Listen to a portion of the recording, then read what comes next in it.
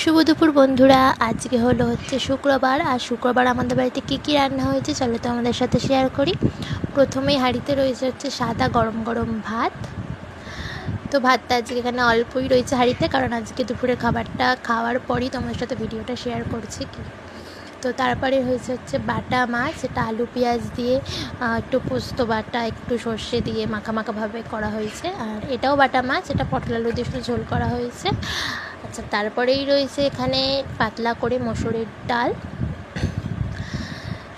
পাতলা করে করা হয়েছে ডালটা। আচ্ছা, তারপরেই রয়েছে চাল কুমড়ো দিয়ে চিংড়ি মাছ, চিংড়ি মাছ দিয়ে চাল কুমড়ো করা হয়েছে আজকে। তো চিংড়ি মাছের চাল কুমড়ো কিন্তু বেশ ভালোই লাগে খেতে। তো তারপরে হচ্ছে লোটে মাছটা আলু দিয়ে করা হয়েছে একটু মাখাভাবে। তো ডালটা এই কারণেই করা, লোটে মাছের জন্যই।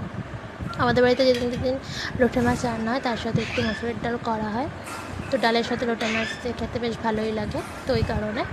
তো আচ্ছা, ভিডিওটা ভালো লাগলে অবশ্যই লাইক করে দিও। আজকের দুপুরের মেনু এইটুকুনি। তো এখনকার মতন টাটা।